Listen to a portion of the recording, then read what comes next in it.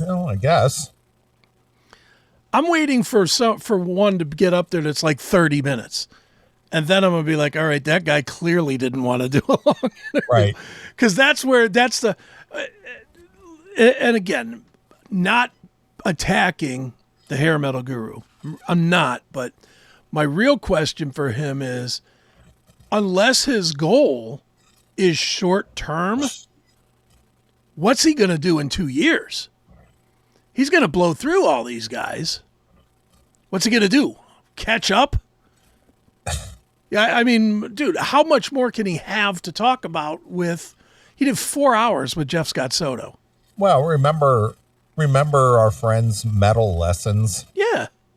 I made that point with them. It's just like, well, when you get to the point, where does it end? Mm-hmm. And it did. And it did. It did. Now, they could have probably gone on longer because there's all kinds of nuances you could go with. But, man, if you're doing a career retrospective with every single person that you talk to, there's no real ground to go back.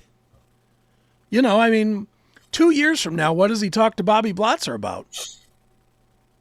He's done it. He's asked him everything from day one to the end of Fake Ratt.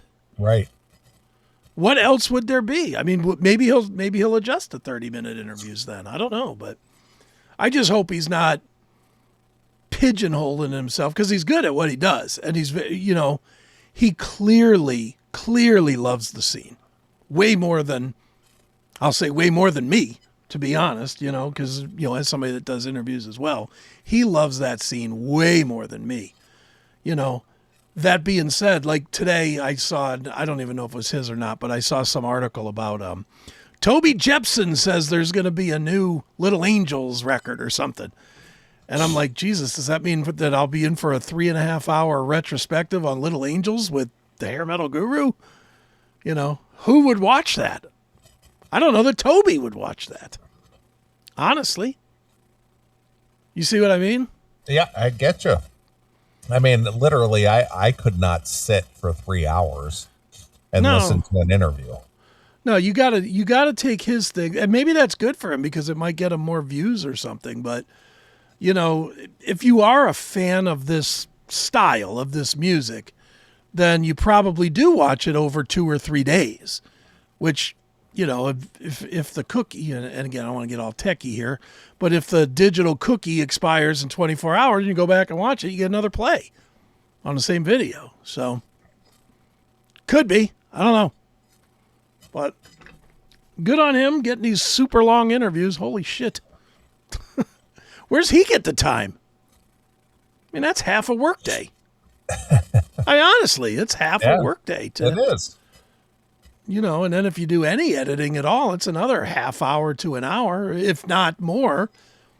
God knows what he does if they get through it, they get to the end, and this happens all the time. The fans may not know, but me and a lot of times at the end of the interview, they'll double back and they'll be like, hey, if you don't mind, could you clip out where I talked about blah, blah, blah? Yeah. Now you got to remember where the fuck that was in a 3-hour interview. Yeah, now you got to rewatch your own interview. Yeah. And I mean, I guess you could get around it with AI. You could AI it and look for words or phrases or something, but still, that would be a big pain in the ass, to be like, oh, you don't want to cut the, I said something here, and especially if it's like a one-liner. Wow, would that suck? Early in the interview, I said, that Stephen Pearcy never could sing. Could you cut that out for me? And you fucking digging through it. You probably don't remember the words exactly itself. Fuck that. That's too much for me. Too much for me, man. But anyway, moving to Bobby Blotzer and off the hair metal guru. Yes. He did talk to the hair metal guru, and he was asked if there was any truth about the band being asked to get their shit together for the Motley Crue, the Return of Cannibal Sin tour.